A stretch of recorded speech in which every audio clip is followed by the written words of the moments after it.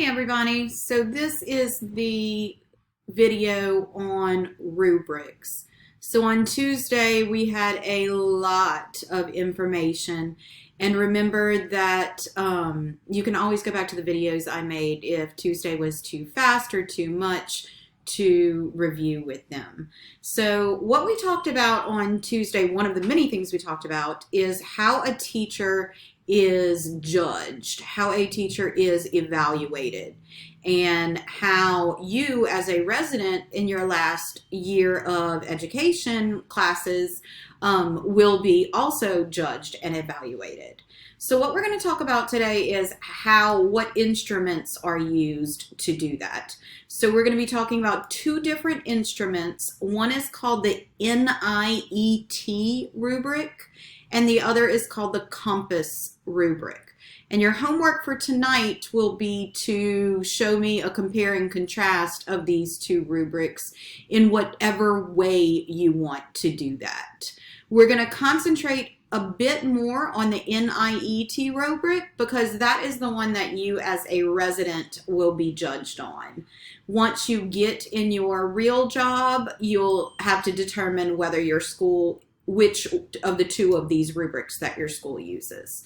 So the NIET rubric, what is it? The National Institute for Excellence in Teaching, and it focuses on 4 different major parts. So your instruction, your learning environment, your designing and planning instruction, and your professionalism.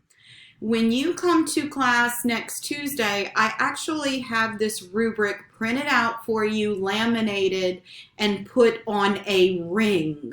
I call it rubric on a ring, and it's going to make it easy for you to use because in each of your education courses, you're going to be going over parts of this rubric.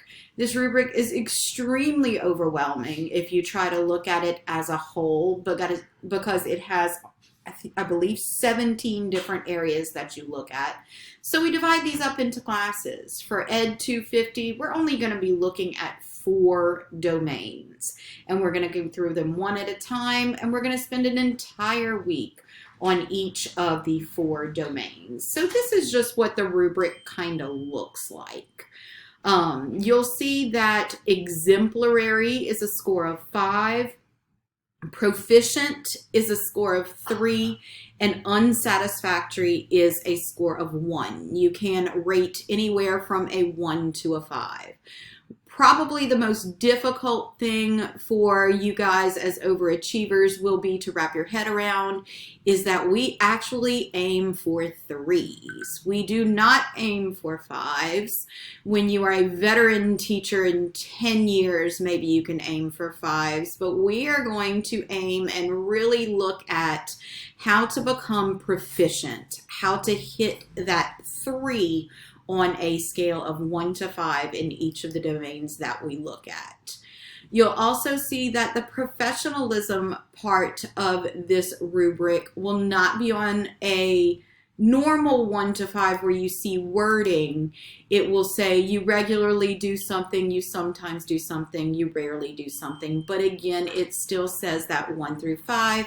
We are still aiming for that level 3 of proficient. And again, I will print this out for you and you will have it on Tuesday.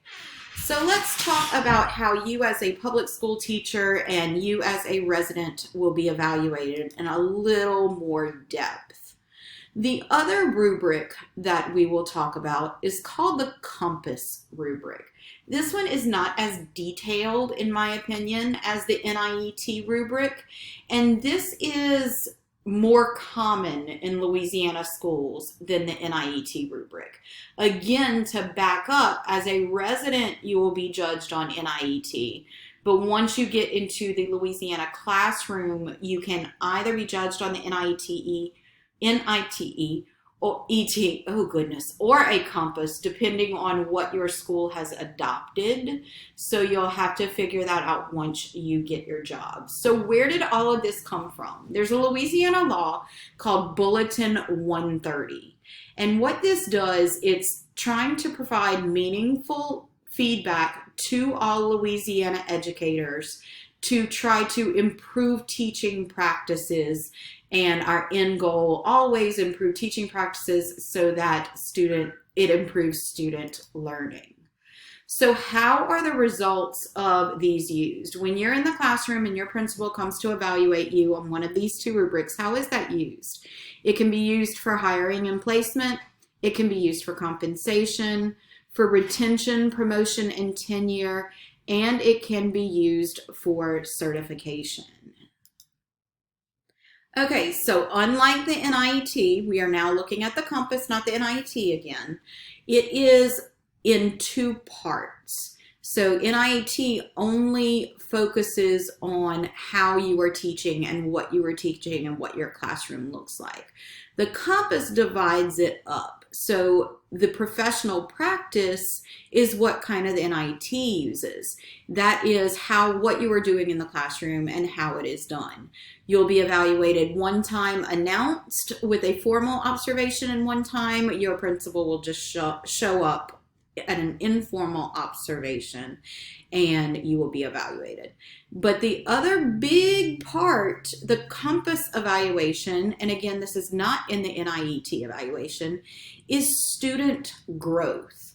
And we're going to talk about that in the next slides.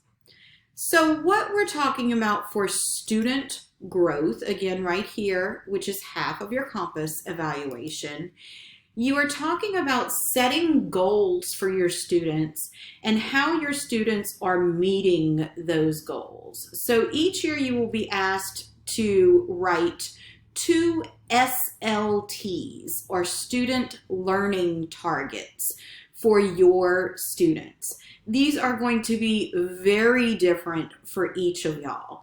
Remember on Tuesday we talked a little bit about, if you look back at your class that you were getting in a new school year and you saw that only 30% of them were attaining mastery in math, you could use that data to inform your teaching for the current school year. That's a similar pattern to what we do when we write student learning targets.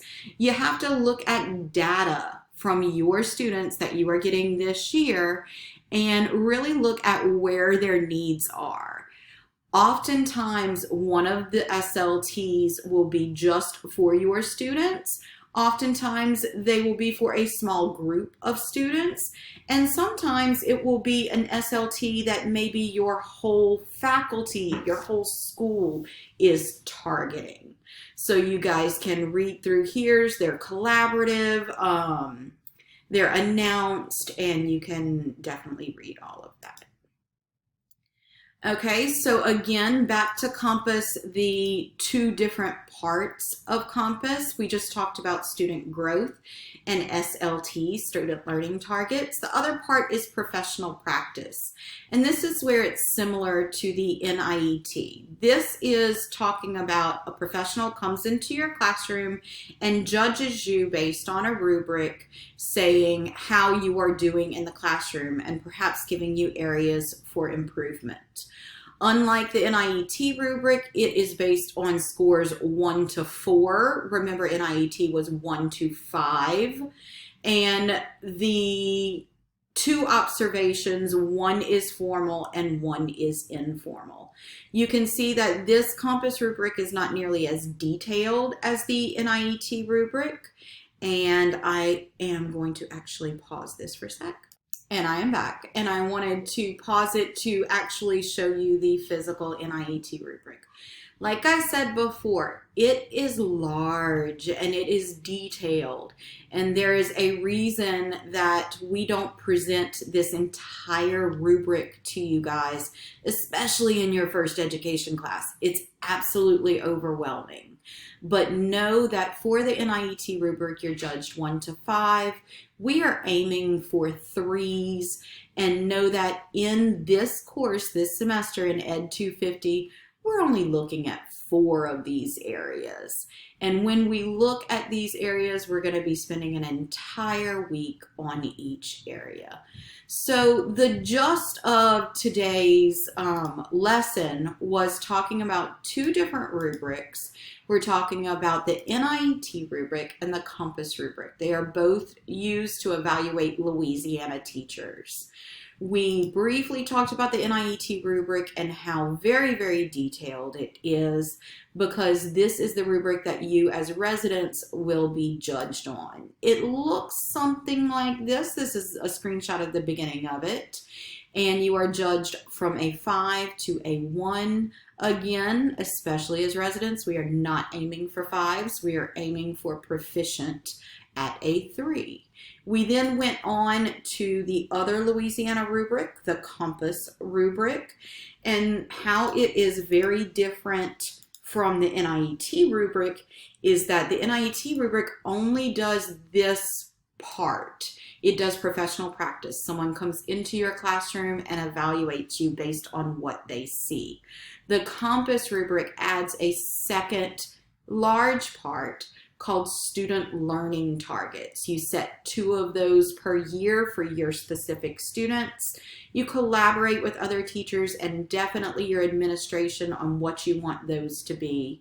And then your Compass score, your evaluation Compass score as a teacher, will take into account both your student learning targets and how well you attained them over the year, as well as your 2 observations, one announced and one unannounced. Again, that is in contrast to the NIET rubric that does not have the student growth or student learning targets component. So I hope that helps. Again, on next Tuesday, we're going to start diving deeper into 4 sections of this NIET rubric. I will give you a paper copy of it that is laminated that will be a very important document that you use throughout the rest of your coursework at Nichols. Hope that helps. Make sure that you check out the short little homework assignment showing me that you watched this video and you understand the difference between them. As always, email or text if something didn't make sense or if I can help in any way. Have a great day.